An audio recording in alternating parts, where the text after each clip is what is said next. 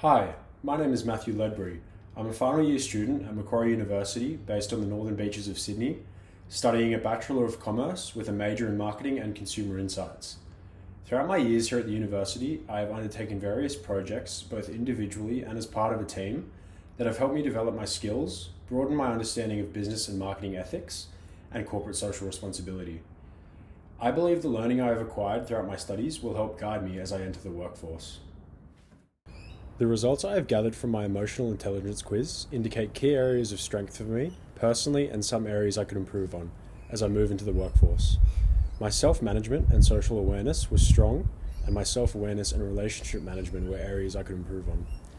The three pillars of traditional Western ethics, consequentialism, deontology, and virtue ethics, and what these three pillars are built on from a technical standpoint, as well as my strength of character and emotional intelligence, can help guide my decision-making in a corporate environment, whilst also considering my role in corporate social responsibility.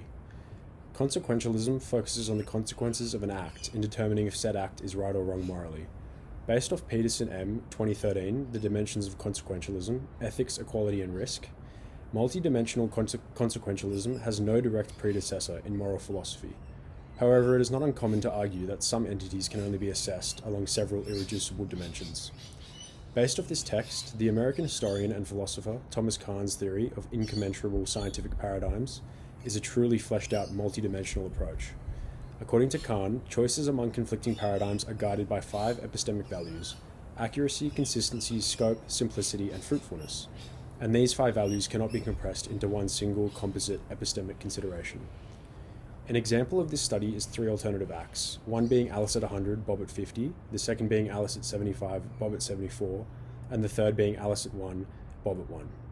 This study separates the equality and the sum total of well-being, but which act is correct from a moral standpoint? I believe ethically the correct approach when considering consequentialism would be to consider the equality of the act. If an approach like this was taken in the business world, all parties involved would achieve their desired outcome without one being left behind. The second pillar of Western traditional ethics is deontology, which focuses on the act itself being either right or wrong. Immanuel Kant, a central Enlightenment thinker and whose development of deontological ethics is perhaps the most well known, holds the view that the end does not justify the means, and an action such as lying, for example, is morally wrong in all circumstances, even if lying creates a consequence that would benefit both parties involved. This ethical framework contrasts significantly to that of consequentialism, as technically lying would be considered morally correct with a consequentialist view, if the outcome benefits all parties involved and creates an equal outcome. I think when considering the pillars of Western ethics, the ethical framework that I am most aligned with would be virtue ethics from a business and marketing standpoint, but do believe that each pillar plays a vital role in the success of a corporation and is key in maintaining corporate social responsibility. Virtue ethics bases its ideas on an individual's strength of character, and in turn, the correct moral decisions are made because of the individual's ability to judge right from wrong.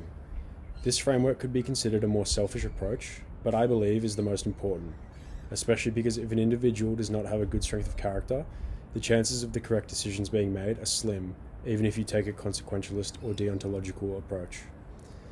Based on Sloat M. 2010 in the Rutledge Companion to Ethics, the ethical focus, rather, is on character and motive, which are naturally regarded as the key elements in determining whether someone is virtuous or has a particular virtue, like courage or kindness.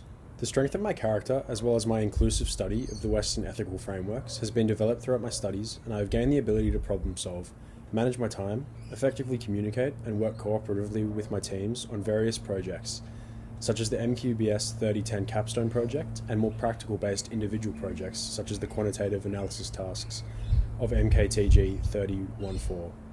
These 2 units were favourites of mine because they developed not only my skills the most, but also gave me a deeper understanding of what I bring to the table individually in my university studies, and what I can provide an organisation with as I move on to my career. My ability to work in a team and effectively communicate with my peers will help me achieve great success in the business world and help me develop my strength of character accordingly. I see myself becoming an effective and emotionally intelligent individual in my career, and someone who leads by example through his effective actions and morally correct decisions. I truly believe that I will make the best decisions possible in whatever organisation I find myself to be a part of, due to my extensive studies of marketing and ethical practices, and I believe achieving corporate social responsibility will be a byproduct of my individual actions as well as the actions of the people around me. Thanks for listening.